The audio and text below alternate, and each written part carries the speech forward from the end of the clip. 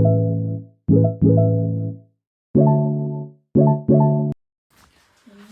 Morning, જય Shri Krishna and happy new year. કેમ છો બધા? આઈ હોપ કે તમે બધા મજામાં છો. અને એવું લાગશે કે કેમ આટલા બધા લોંગ ટાઈમ પછી. પણ એનું રીઝન એ હતું કે થોડા અમે લોકો બિઝી હતા અને રચુ બહુ જ બિઝી હતી. એનું રીઝન એવું હતું. Yes exactly. અને પાર્થવી બહુ જ બિઝી હતા. હું એકલી નહીં, તમે પણ એટલા જ બિઝી હતા.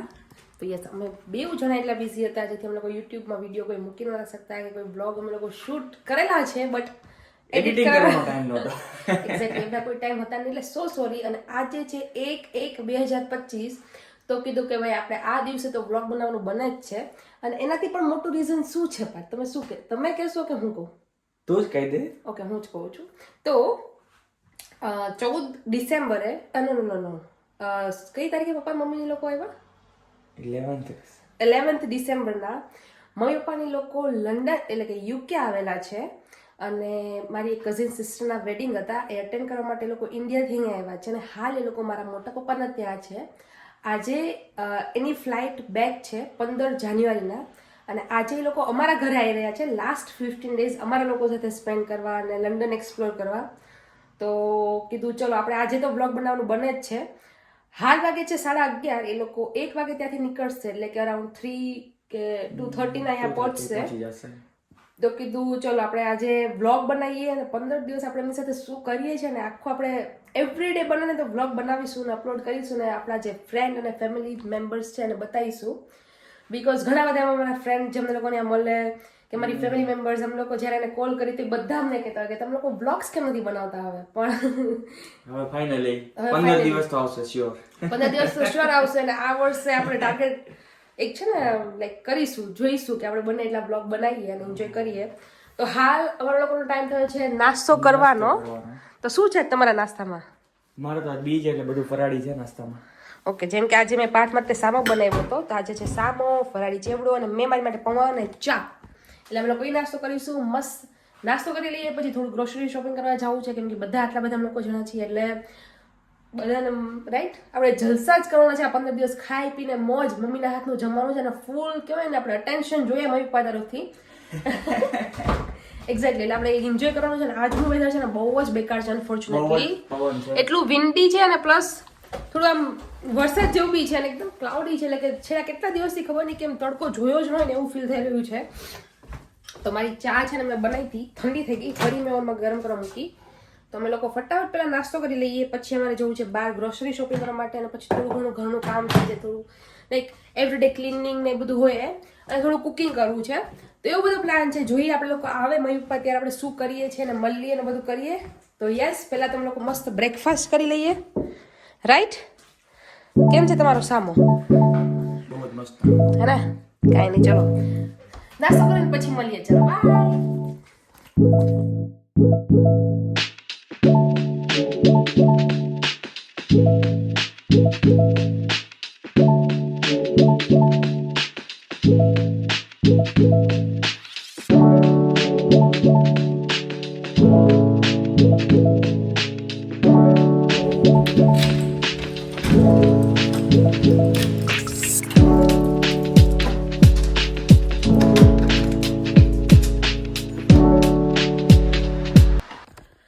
Back home after all the grocery shopping.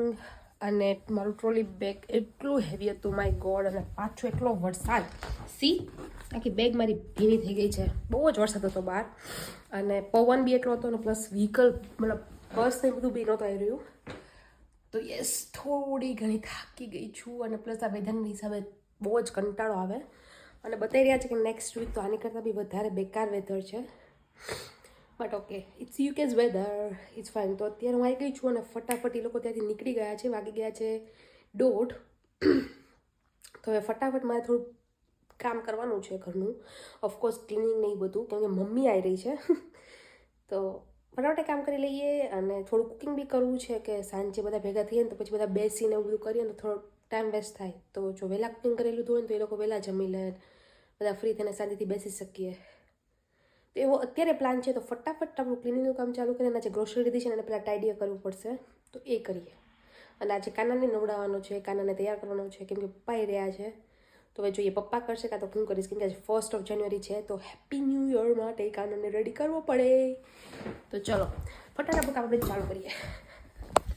1 hour later. તો ફાઇનલી આપણે જેની રાહ જોતા હતા એ લોકો આપણા ઘરે આવી ગયા છે. એટલે હું તો સૌથી વધારે રાહ જોતી હતી ને સૌથી વધારે એક્સાઇટેડ હતી અને ટાઈમે પહોંચી ગયા છે. વેલકમ પપ્પા. મારા દીકરાને ઘરે મારે આવવાનું જોઈએ ને.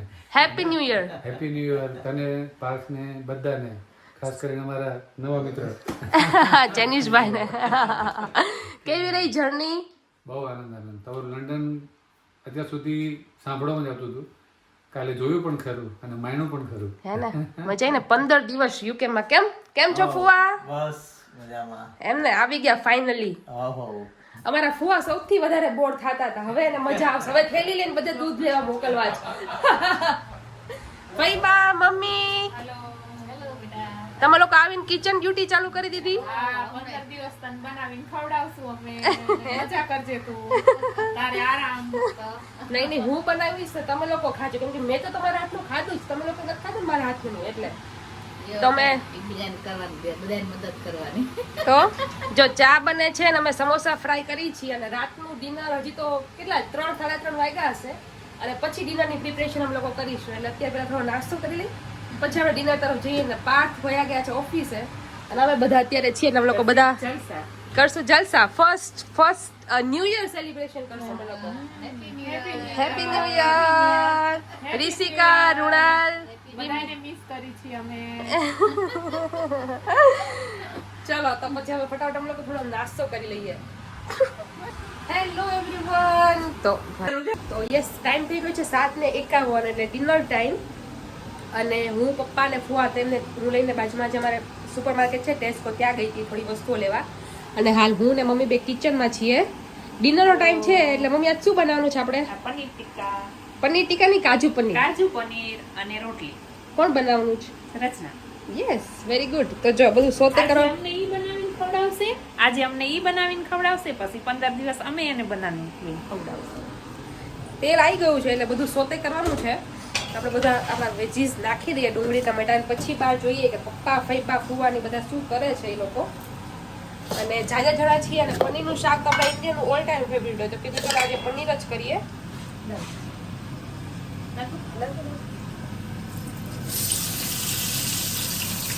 એટલે એવું બધું છે.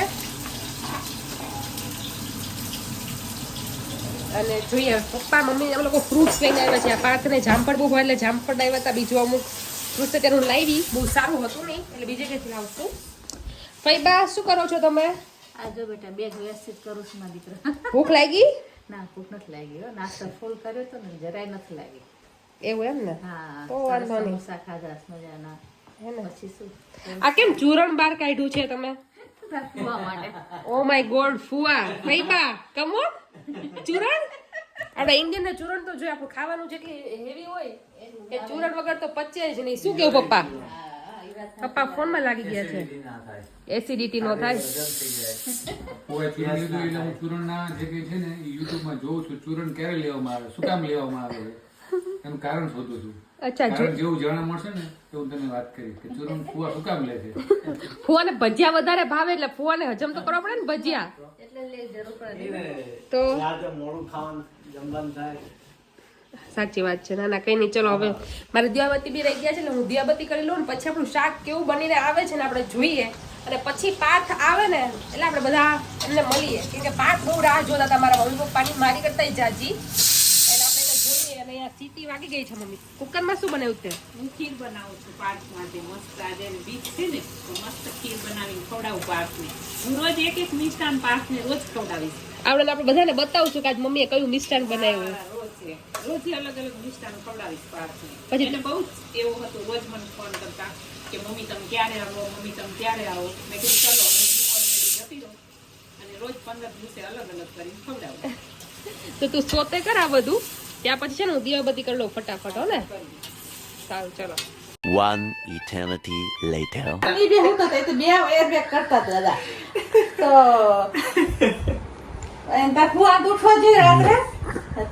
આવો કંઈક માહોલ છે અમારા ઘરનો અત્યારે. ને વાગી ગયા છે રાતના 12, પણ હજી મંડળી જામેલી છે અને પાર્થ આવી ગયા છે. કેમ પાર્થ? ફાઇનલી આવી ગયો ઘરે યાર. જાગવાનું કારણ એ હતું કે રચુને એ કન્ફ્યુઝન હતું ખરેખર તું એ શેમાંથી બને છે. આપણે એની વાત કરીએ. રચુ તું જ કે તુવેર તો હવે વેલ વેલ વેલ ઉપર બરાબર છે. વેલ ઉપર વેલ વેલા જે છોડવા હોય. છોડ હોય વેલ ન તરબૂચનું હોય. શું હોય? ઝાડ હોય કે વેલો હોય? તરબૂચમાં ઝાડ હોય. હવે. તરબૂચનો વેલો હોય.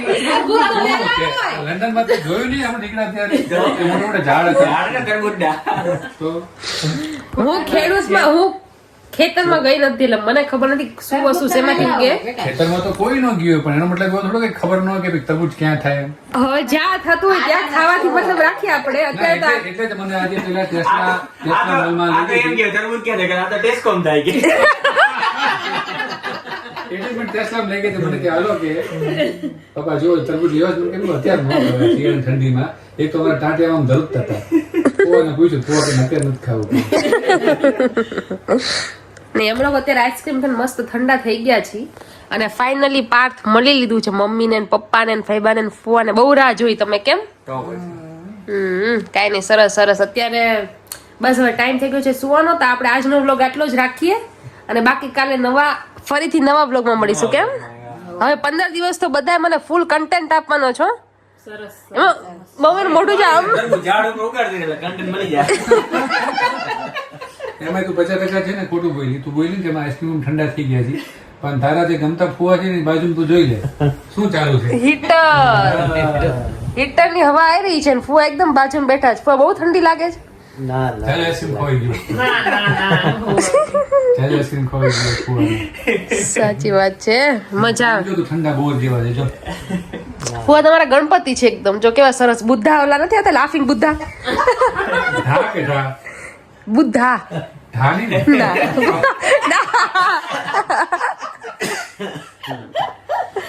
બાકી શું રીસ કઈ બાકી નથી રહ્યું. એ ઓલો ને? નહીં, મારા ફુવા હજી યંગ છે હો ફૈબા. એ જો, નો નહીં. શું? મારા ફુ એકદમ હજી યંગ છે. આગળ ય બોલો, આગળ ન નહીં બોલવાનું. નંગ નંગ આર્યા ઈ છે તમારા અત્યારના લેટેસ્ટ જમાઈ નંગ છે. અમારા ફુવા તો એકદમ હમણાં અમારે એવું થયું, રોનકોને તે જો ઝેરોક્ષ સુધી મોકલાવી હતી ને તો મેં ઝેરોક્ષ કરાવી નહોતું પાસપોર્ટ માટેની. તો હર્ષિકાની બેન વાત થતી હતી કે તારા પપ્પાએ હજી ક્યાં ઝેરોક્ષ નથી કરાવી ગઈ. તેને ખબર નહીં ફોન સ્પીકર ઉપર છે. એ કે મારા પપ્પાએ નંગ છે કે. તો મેં કીધું હું સ્પીકર ઉપર સાંભળતો. મેં તું ઘરે તારો વારો. મેં કીધું કે પપ્પા હું તો એમ કહું કે તમે ડાયમંડ છો, ડાયમંડ. આ જમાનામાં બધા નંગ જ છે, ડાયમંડ. શું કેવું મમ્મી? તો પછી ચલો તો આજનો બ્લોગ આપણે અહીંયા પતાઈએ. બધાને ગુડ નાઇટ, જય શ્રી કૃષ્ણ. કાલે મહિલા જેનિશભાઈ ગુડ નાઇટ, જય Shri Krishna. Bye bye. See you.